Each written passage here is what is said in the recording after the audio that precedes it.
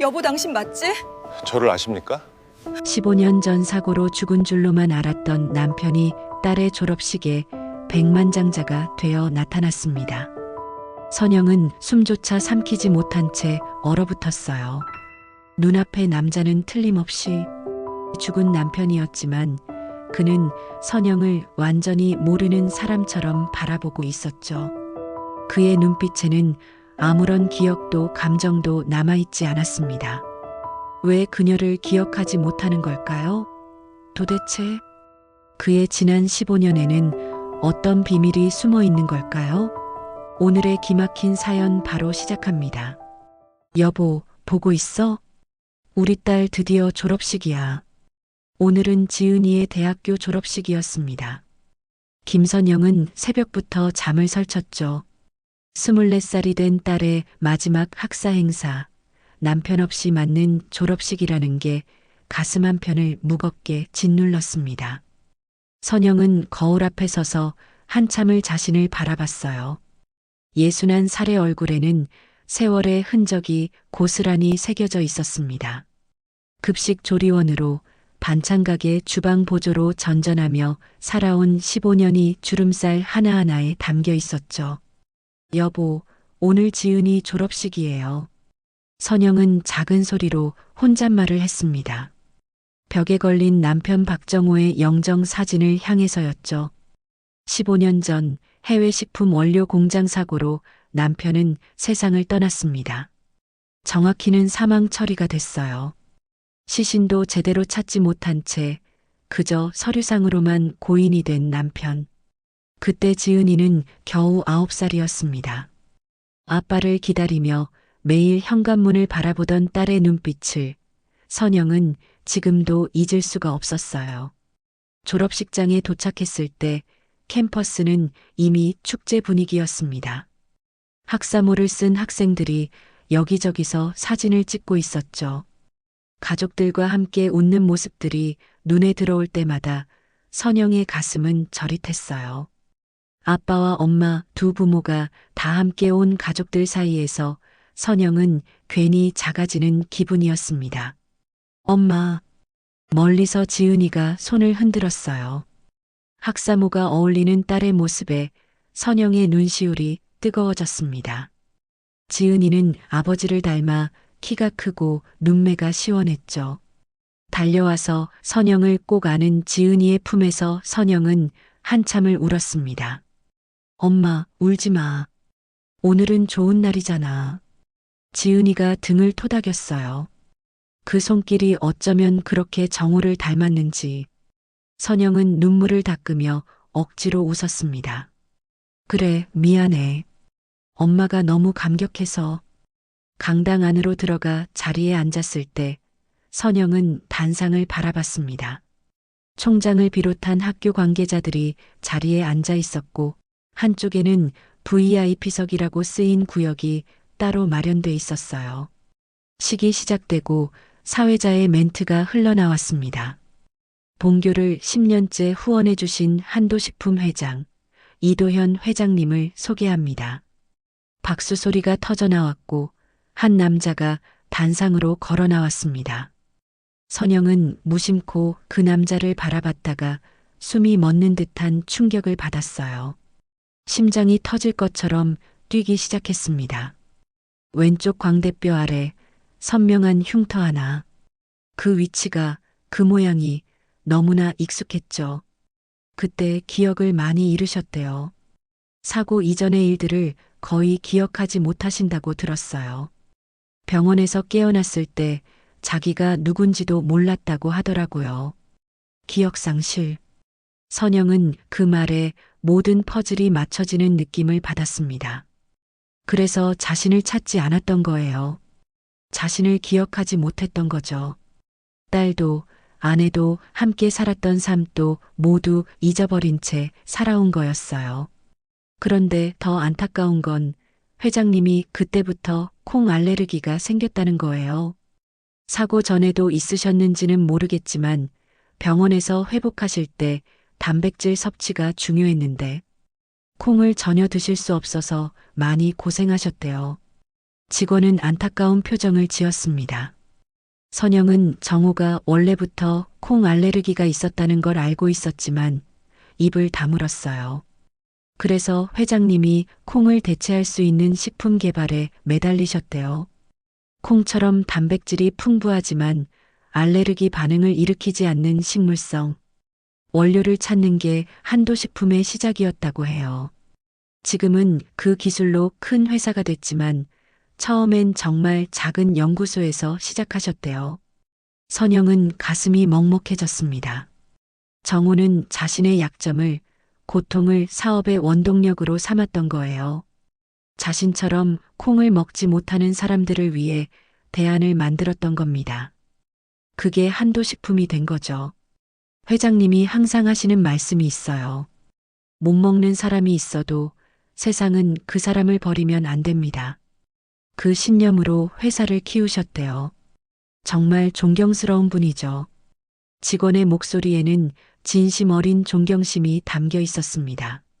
선영은 눈물이 날 것 같았어요. 정우는 여전히 착한 사람이었습니다. 기억을 잃었어도 이름이 바뀌었어도 본질은 변하지 않았던 거죠. 약자를 생각하고 소외된 사람들을 배려하는 마음은 그대로였어요. 혹시 회장님이 가족을 찾으려고 하신 적은 없나요? 선영이 떨리는 목소리로 물었습니다. 직원은 고개를 가로저었어요. 글쎄요, 그건 잘 모르겠어요. 회장님은 사생활을 굉장히 조심스럽게 지키시거든요. 결혼도 안 하셨고 늘 혼자 사시는 것 같더라고요. 가끔 외로워 보이실 때가 있어요. 행사 때 다른 사람들은 가족과 함께 오는데 회장님은 항상 혼자시니까요. 선영의 가슴이 저렸습니다. 정우도 외로웠던 거예요. 기억은 잃었지만 어딘가에 자신이 사랑했던 사람들이 있다는 걸 본능적으로 느끼고 있었던 건 아닐까? 그래서 혼자 살아온 걸까? 직원은 시계를 보더니 가봐야 한다며 자리를 떴습니다. 선영은 홀로 남아 창밖을 바라봤어요. 캠퍼스 안에는 여전히 졸업생들과 가족들이 사진을 찍고 있었습니다. 행복한 웃음소리가 들려왔죠. 선영은 주머니에서 낡은 지갑을 꺼냈어요. 그 안에는 오래된 사진 한 장이 들어 있었습니다. 신혼 시절 정우와 함께 찍은 사진이었어요. 둘이 손을 잡고 웃고 있는 모습. 정우의 왼쪽 광대뼈에는 아직 흉터가 없었습니다. 사고 전의 모습이었죠. 선영은 그 사진을 오래 바라봤어요. 당신이었구나. 정말 살아있었던 거구나. 며칠이 지났습니다. 선영은 집에서도 일을 할 때도 계속 이도현 생각을 했어요. 정우가 살아있다는 확신은 점점 커졌지만 어떻게 접근해야 할지 막막했습니다.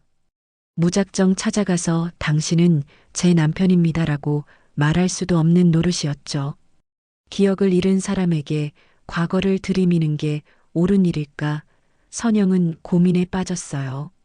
그러던 어느 날 지은이가 반가운 소식을 들고 왔습니다. 엄마, 나 한도식품 연구실에서 인턴 제안받았어. 지은이는 들뜬 목소리로 말했어요. 졸업 후 진로를 고민하던 차에 한도식품 측에서 먼저 연락이 왔다고 했습니다. 생명공학과 우수 졸업생을 대상으로 한 프로그램이라고 하더군요. 선영은 복잡한 심정이었어요. 딸이 정우의 회사에 들어간다니 운명의 장난 같았습니다. 그래, 좋은 기회네. 열심히 해봐. 선영은 애써 밝게 말했지만 속으로는 불안했어요. 지은이가 이도현을 자주 만나게 되면 어떻게 될까? 혹시 지은이가 눈치채게 되는 건 아닐까? 하지만 막을 수는 없었습니다. 딸의 미래가 걸린 일이었으니까요. 일주일 후 한도식품 본사에서 인턴 환영회가 열렸습니다. 학부모도 초대받았다는 지은이의 말에 선영은 망설였지만 결국 함께 가기로 했어요. 이도현을 다시 만날 기회였습니다. 제대로 확인하고 싶었어요. 정말 정우가 맞는지 아니면 그냥 닮은 다른 사람인지. 한도식품 본사는 강남의 높은 빌딩이었습니다. 로비에 들어서자 세련된 인테리어가 눈에 들어왔어요. 선영은 주변을 둘러보며 감탄했습니다. 정우가 이런 곳의 주인이라니 아직도 믿기지 않았죠. 환영회는 15층 컨퍼런스룸에서 열렸습니다. 신입 인턴들과 그 가족들이 모여 있었고 임원진도 몇 명 참석해 있었어요. 선영은 지은이 옆에 조용히 앉아서 주변을 살폈습니다. 이도연은 아직 보이지 않았어요. 행사가 시작되고 한참 후에야 이도연이 나타났습니다. 검은색 셔츠에 회색 재킷을 걸친 모습이 단정했어요. 사람들이 일제히 일어나 인사를 했고 이도연은 손을 흔들며 자리에 앉으라는 제스처를 했습니다. 환영합니다. 여러분이 한도식품의 미래입니다. 이도연의 짧은 환영사가 끝나고 간단한 다과 시간이 이어졌습니다. 선영은 기회를 엿보다가 이도연이 혼자 창가에 서 있을 때 다가갔어요. 심장이 두근거렸지만 이번엔 용기를 냈습니다. 회장님, 선영이 조심스럽게 불렀어요. 이도연이 돌아보며 미소를 지었습니다. 아, 지난번 졸업식 때 뵀던 분이시죠. 박지은 학생 어머니. 그는 선영을 기억하고 있었어요. 선영은 조금 놀랐습니다. 기억하고 계시네요. 인상 깊으셨거든요. 따님을 보시는 눈빛이 각별하셨어요. 이도연의 말에 선영은 가슴이 뜨거워졌습니다. 정우도 그런 말을 잘했어요. 사람을 관찰하고 따뜻한 말로 위로하는 재주가 있었죠. 선영은 잠시 망설이다가 입을 열었습니다. 그 흉터 어떻게 생기셨어요? 선영의 시선이 이도연의 왼쪽 광대뼈를 향했어요. 이도연은 자연스럽게 그 부위를 손으로 만졌습니다. 사고 때요. 15년 전에 공장 화재가 있었는데 그때 다쳤습니다. 아, 그러셨군요. 선영은 더 물어보고 싶었지만 참았어요. 너무 많이 물으면 이상하게 보일 것 같았습니다. 그런데 이도연이 먼저 말을 이었어요. 정확히는 누군가를 밀쳐내다가 유리 파편에 맞았다고 하더군요. 선영의 눈이 커졌습니다. 이도연은 창밖을 바라보며 말을 이었어요. 기억은 안 나지만 병원에서 그렇게 들었어요. 불길 속에서 뭔가를 지키려고 애썼던 것 같다고. 그게 뭔지는 모르겠지만요. 선영은 숨이 막혔습니다. 그 장면을 또렷이 기억하고 있었거든요. 정우가 마지막으로 남긴 통화에서 들었던 소리, 불길이 번지는 소리, 유리창이 깨지는 소리, 그리고 정우의 다급한 목소리. 지갑 지은이 사진이 들어있는 지갑은 꼭 지켜야 해. 그게 정우의 마지막 말이었어요. 선영은 나중에 사고 조사관에게 들었습니다. 정우가 발견됐을 때 가슴에 지갑을 품고 있었다고. 그 지갑 안에는 지은이의 사진이 멀쩡하게 들어있었다고 했죠. 그걸 지키려다 유리 파편에 맞아 상처를 입은 거였어요. 혹시 그때 지키려고 했던 게 뭔지 아세요? 선영이 떨리는 목소리로 물었습니다. 이도연은 고개를 저었어요. 모르겠어요. 기억이 나질 않아서. 그냥 가끔 꿈에서 봅니다. 어떤 여자와 아이가 나오는 꿈이요. 얼굴은 잘 안 보이는데 그 사람들을 지켜야 한다는 생각만 들어요. 선영의 눈에서 눈물이 흘렀습니다. 참으려고 애썼지만 막을 수 없었어요. 이도연은 당황한 표정으로 선영을 바라봤습니다. 괜찮으세요? 제가 무슨 실례를... 아니에요. 죄송해요. 그냥 슬픈 이야기라서요. 선영은 얼른 눈물을 닦았습니다. 이도연은 손수건을 건네며 걱정스러운 표정을 지었어요. 그 표정이, 그 따뜻한 눈빛이 너무나 정우 같았습니다. 당신이에요. 정말 당신이 맞아요. 선영은 속으로 외쳤습니다. 확신이 90%를 넘었어요. 이제 남은 건 정우에게 과거를 알려주는 일뿐이었습니다. 환영회가 끝나고 집으로 돌아오는 길 지은이는 들뜬 표정으로 계속 말을 했습니다. 엄마, 이도현 회장님 정말 좋은 분 같지 않아? 신입 인턴들한테도 일일이 악수하시고 질문도 받아주시고 다들 회장님 존경한다고 하더라. 선영은 창밖을 바라보며 대답했어요. 그래, 좋은 분이시더라. 나중에 꼭 제대로 감사 인사드리고 싶어. 회장님 덕분에 내가 여기까지 올 수 있었잖아. 장학금도 그렇고 지금 인턴 기회도 그렇고. 지은이의 말에 선영의 가슴이 아렸습니다. 딸은 모르고 있었어요. 그 회장이 누구인지, 자신과 어떤 관계인지. 선영은 말하고 싶었지만 참았습니다. 아직 때가 아니었어요. 이도현이 기억을 되찾기 전까지는 지은이에게 진실을 말할 수 없었죠. 집에 도착해서 선영은 방으로 들어가 서랍을 열었습니다. 오래된 상자 하나를 꺼냈어요. 그 안에는 정호와의 추억이 담긴 물건들이 들어 있었습니다. 결혼 반지, 신혼여행 때 찍은 사진들, 정호가 써준 편지들. 선영은 그것들을 하나하나 꺼내며 눈물을 흘렸어요. 여보, 당신 살아있었네요. 15년 동안 혼자 외롭게 지냈을 생각하니 가슴이 너무 아파요. 선영은 정호의 사진을 가슴에 안았습니다. 사진 속 정호는 환하게 웃고 있었어요. 지은이를 안고 행복해하던 그때의 모습이었죠. 며칠 후 지은이가 본격적으로 한도식품 인턴 생활을 시작했습니다. 매일 아침 일찍 출근해서 저녁 늦게 돌아왔어요. 힘들어하면서도 즐거워하는 모습이 역력했습니다. 선영은 딸의 이야기를 들으며 간접적으로 이도현의 소식을 접했어요. 엄마, 오늘 회장님이 연구실에 오셨어. 직접 프로젝트 진행 상황을 확인하시더라고. 그런데 신기한 게 회장님이 나를 보시더니 잠깐 멈칫하시는 것 같았어. 선영의 심장이 뛰었습니다. 그래, 뭐라고 하시던? 아니, 아무 말씀도 안 하셨어. 그냥 이름을 물어보시고 잘하고 있다고 격려해 주셨어. 근데 표정이 좀 이상하셨어. 뭔가 생각에 잠긴 것 같더라고. 지은이는 대수롭지 않게 넘겼지만 선영은 달랐어요. 이도현이 지은이를 보고 뭔가 느낀 게 분명했습니다. 혈육의 인연이라는 게 있잖아요. 기억은 없어도 본능적으로 알아보는 거죠. 주말이 되자 선영은 결심을 했습니다. 더 이상 기다릴 수 없었어요. 이도현에게 진실을 말해야 했습니다. 선영은 한도식품으로 전화를 걸었어요. 비서실로 연결됐고 선영은 떨리는 목소리로 말했습니다.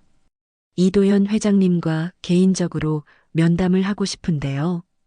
가능할까요? 비서는 정중하게 물었어요.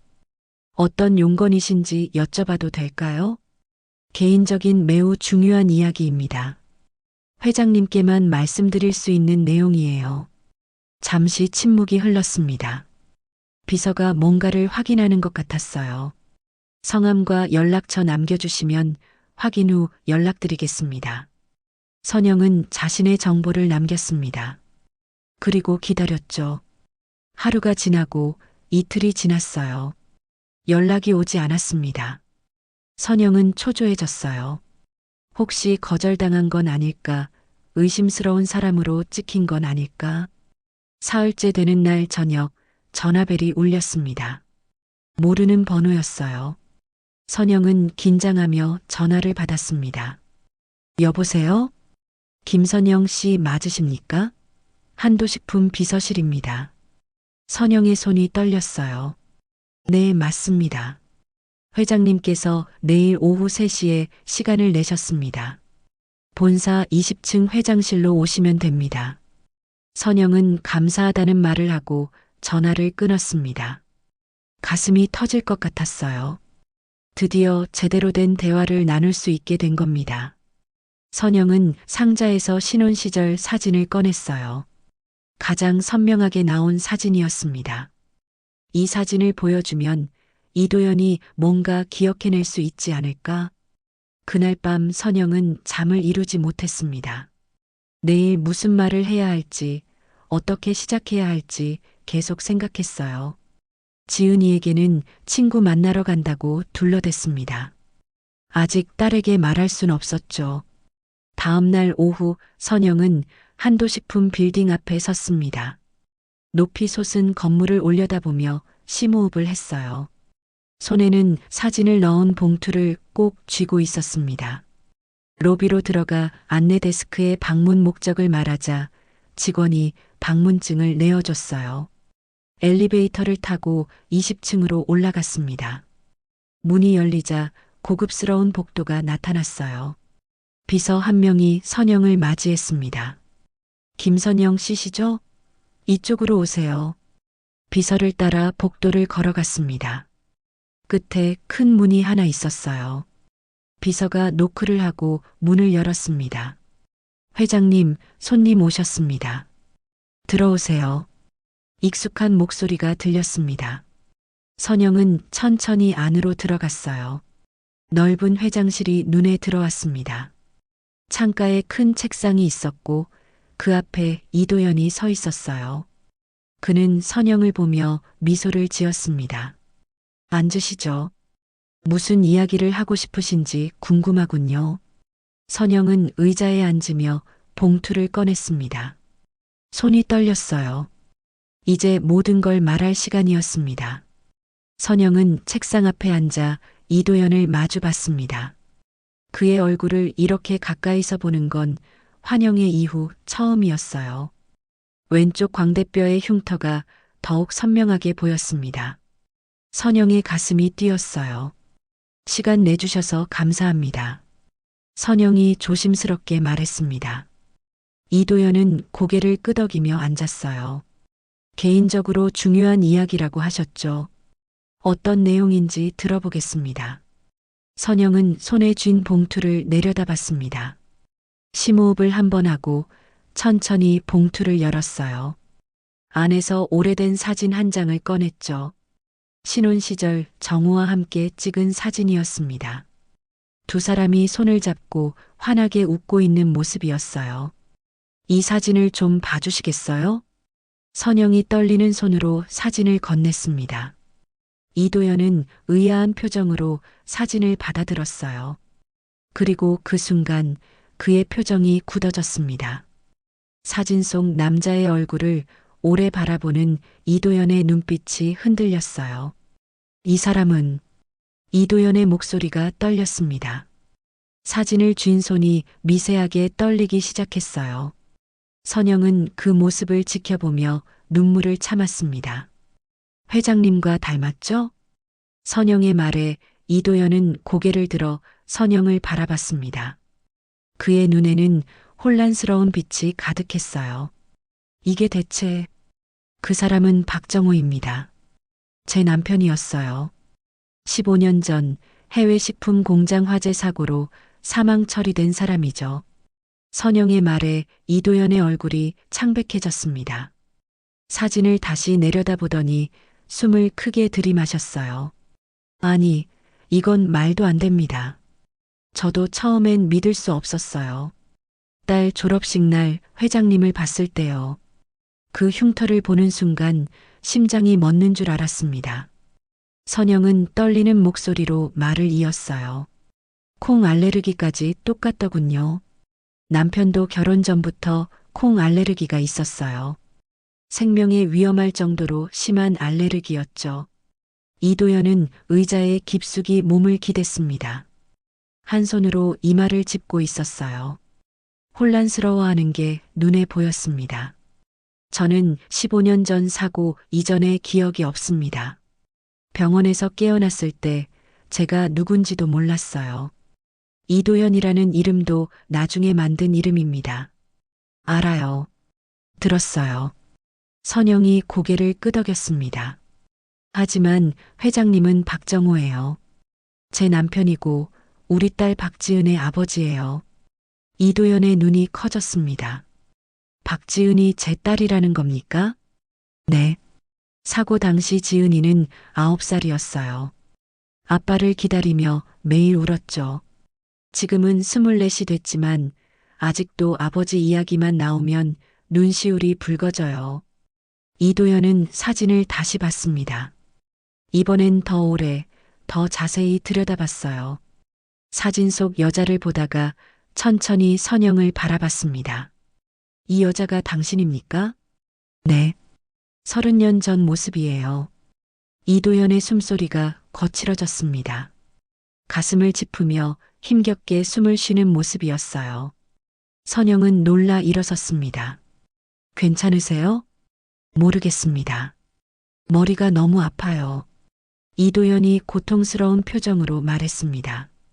선영은 물을 따라 건넸어요. 이도연은 물을 마시며 진정하려 애썼습니다. 이 여자가 왜 계속 꿈에 나오는 겁니까?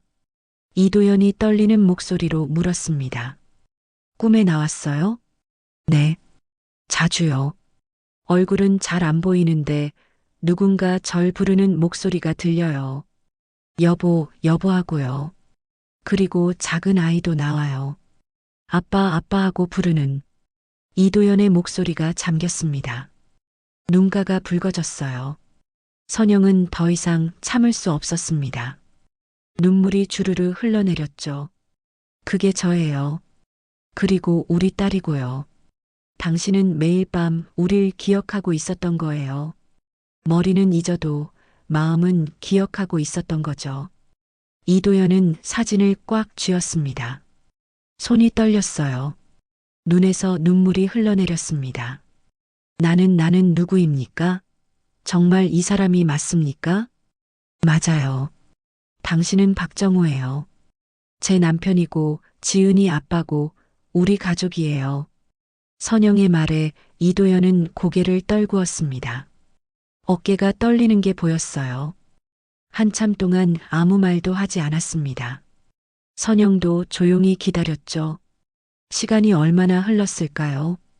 이도연이 천천히 고개를 들었습니다. 눈물로 범벅이 된 얼굴이었어요. 확인하고 싶습니다. 제대로요. 병원 기록을 다시 찾아보고 DNA 검사도 하고 모든 걸 확인하고 싶어요. 선영은 고개를 끄덕였습니다. 그러세요. 저도 그게 좋겠어요. 확실하게 확인해야죠. 이도연은 일어나 창가로 걸어갔습니다. 서울 시내가 내려다 보이는 큰 창문 앞에 서서 한참을 밖을 바라봤어요. 선영은 그의 뒷모습을 지켜봤습니다. 외로워 보이는 등이었어요. 만약 정말 제가 박정호라면 전 15년 동안 가족을 버리고 산 겁니까? 이도연의 목소리에는 죄책감이 묻어났습니다. 선영은 고개를 저었어요. 아니에요. 당신 잘못이 아니에요. 기억을 잃은 건 당신이 선택한 게 아니잖아요. 하지만 당신은 최선을 다했어요. 기억은 없었지만 당신다운 삶을 살았어요. 콩을 먹지 못하는 사람들을 위해 연구하고 소외된 사람들을 배려하고 학생들을 후원하고 그게 다 당신이에요. 박정우가 그런 사람이었어요. 선영의 말에 이도연은 고개를 돌렸습니다. 두 사람의 시선이 마주쳤어요. 고마워요, 살아있어줘서. 선영의 말에 이도연의 눈에서 또다시 눈물이 흘렀습니다. 이도연은 즉시 병원 기록을 조회했습니다. 15년 전 자신이 입원했던 병원에 연락을 취했죠. 선영도 함께 있었어요. 회장실 소파에 나란히 앉아 결과를 기다렸습니다. 두 사람 모두 긴장한 표정이었어요. 일주일이 걸렸습니다. 그 일주일 동안 선영은 지은이에게 아무 말도 하지 않았어요. 아직 확실하지 않았으니까요. DNA 검사 결과도 기다려야 했습니다. 선영은 지은이 몰래 머리카락 몇 가닥을 병원에 제출했어요. 이도연의 샘플과 비교하기 위해서였죠. 일주일 후 다시 한도식품 회장실로 연락이 왔습니다. 선영은 떨리는 마음으로 건물에 들어섰어요. 엘리베이터를 타고 20층으로 올라가는 동안 심장이 터질 것 같았습니다. 회장실 문을 열고 들어가자 이도연이 책상 앞에 서 있었어요. 손에는 서류 뭉치를 들고 있었습니다. 그의 얼굴은 창백했고 눈은 충혈돼 있었어요. 밤새 잠을 못 잔 것 같았습니다. 왔습니까? 이도연이 힘없는 목소리로 말했습니다. 선영은 고개를 끄덕이며 다가갔어요. 결과가 나왔나요? 네. 병원에서 연락이 왔습니다. 이도연은 서류를 내려다봤습니다. 손이 떨리고 있었어요. 사고 당시 병원 기록을 찾았습니다. 처음 입원했을 때 신원 확인이 됐었더군요. 이름은 박정호였습니다. 선영의 눈에서 눈물이 쏟아졌습니다. 드디어 확인된 거예요. 이도연은 정말 정호였습니다. 그리고 DNA 검사 결과도 나왔어요. 박지은 학생과 저는 99.9% 확률로 부녀 관계입니다. 이도연의 목소리가 떨렸습니다. 서류를 쥔 손에 힘이 들어갔어요. 종이가 구겨질 정도였죠. 저는 정말 박정호였습니다. 그 말과 함께 이도연은 주저앉았습니다.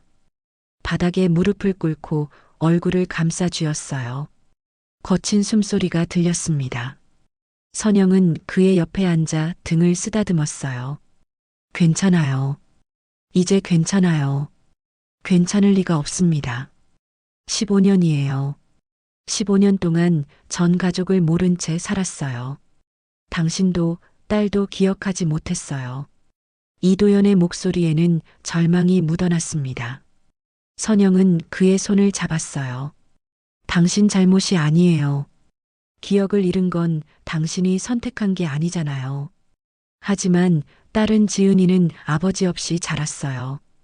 제가 있었어야 할 자리에 없었던 거예요. 이도연은 고개를 들어 선영을 바라봤습니다. 눈물범벅이 된 얼굴이었어요. 담당 의사에게도 연락했습니다. 15년 전 저를 치료했던 분이에요. 그분이 말씀하시더군요. 이도연은 잠시 말을 멈췄습니다. 숨을 고르고 다시 입을 열었어요. 제가 처음 깨어났을 때 혼란스러워하면서도 계속 같은 말을 반복했다고 합니다. 집에 있는 아내랑 딸에게 콩 들어간 거 먹이지 말라고요. 선영의 가슴이 뜨거워졌습니다. 정호는 기억을 잃어가면서도 마지막까지 가족을 걱정했던 거예요. 의사 선생님이 물어봤대요. 아내와 딸의 이름이 뭐냐고. 하지만 전 대답하지 못했답니다. 이름은 기억나지 않는데 그 사람들이 위험하다는 것만 알았다고요. 콩 때문에요. 이도연은 눈물을 닦았습니다. 그래서 의사 선생님이 제 지갑을 확인했대요. 사진이 한 장 들어 있었다고 합니다. 여자와 아이가 함께 찍은 사진이요. 그게 당신들이었겠죠. 선영은 고개를 끄덕였습니다. 그 사진을 기억했어요. 지은이가 5살 때 놀이공원에서 찍은 가족 사진이었습니다. 의사 선생님이 그 사진을 보여주며 아시냐고 물었는데 전 모르겠다고 했답니다. 하지만 사진을 보는 순간 눈물이 났다고 하더군요. 왜 우는지도 모른 채 그냥 울었대요. 이도연의 목소리는 점점 작아졌습니다. 선생님이 말씀하셨어요. 환자분은 머리로는 잊었지만 마음으로는 기억하고 계십니다라고요. 선영은 이도연을 껴안았습니다. 15년 만의 포옹이었어요. 이도연도 선영을 꽉 안았습니다. 두 사람은 한참을 그렇게 있었죠. 말없이 서로의 온기를 느끼며 이름을 듣는 순간 뭔가 떠올랐어요. 이도연이 조용히 말했습니다. 박정호. 그 이름을 들으니까 어렴풋이 기억이 나는 것 같아요. 누군가 저를 그렇게 부르던 목소리가요. 제가 불렀어요. 매일 아침 당신을 깨우면서요. 여보, 정호야, 일어나야지 하면서요. 선영의 말에 이도연은 더욱 세게 선영을 안았습니다. 미안해요. 정말 미안해요. 미안할 것 없어요.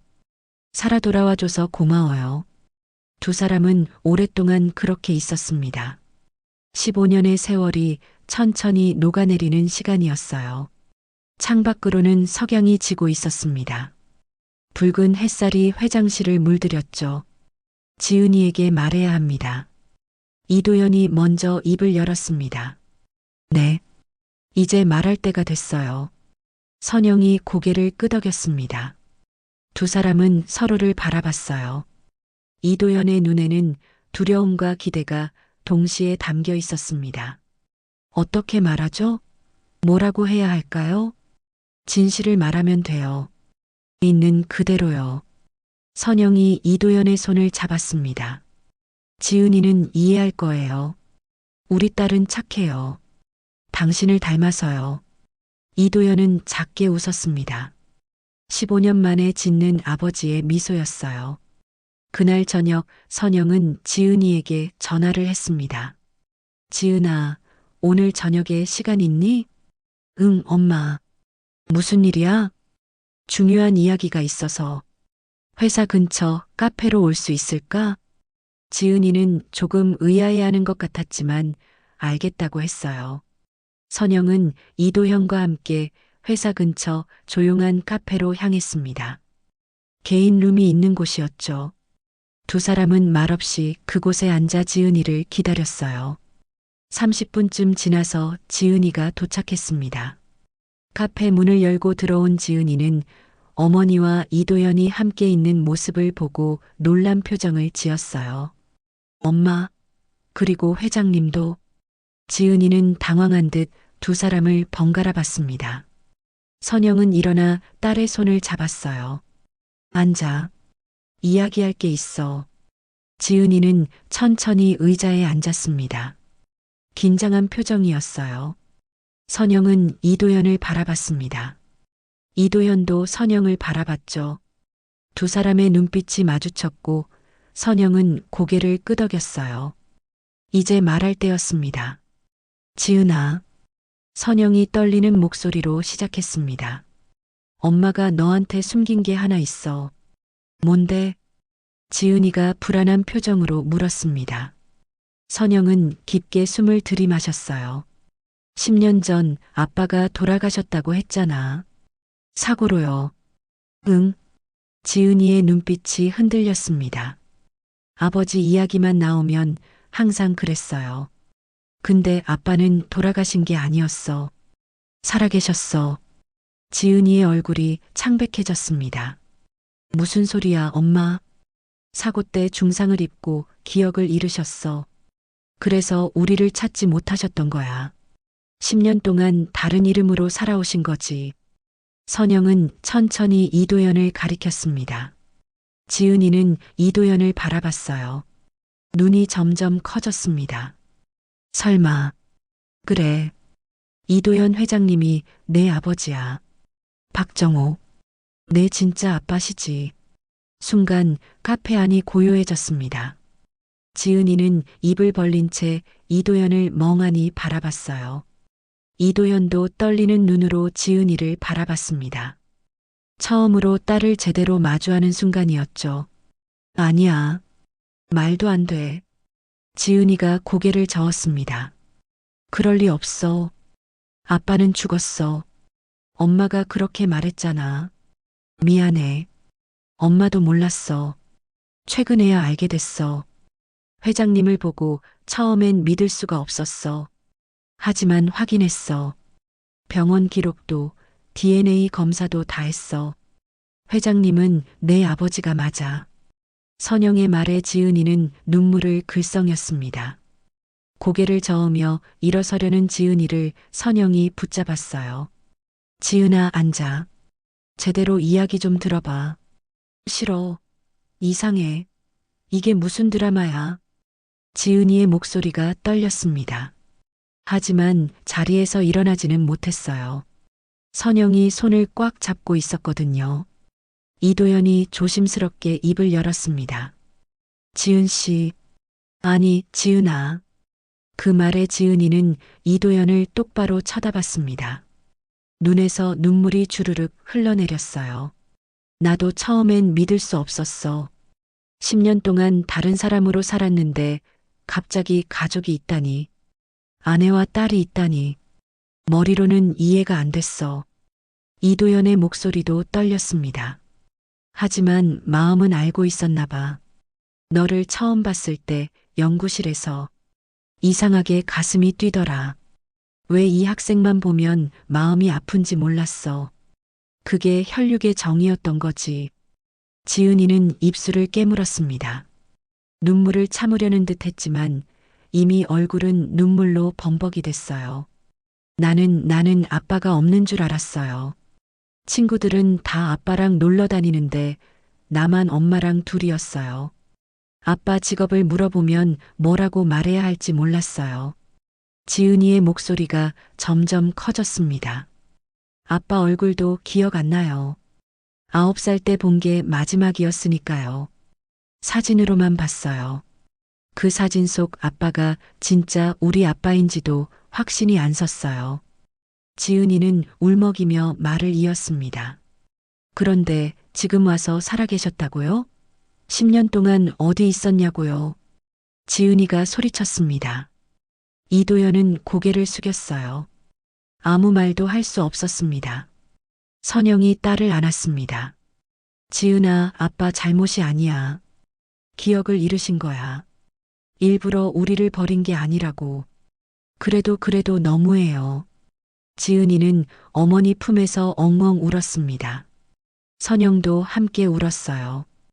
이도연은 두 사람을 바라보며 주먹을 쥐었습니다.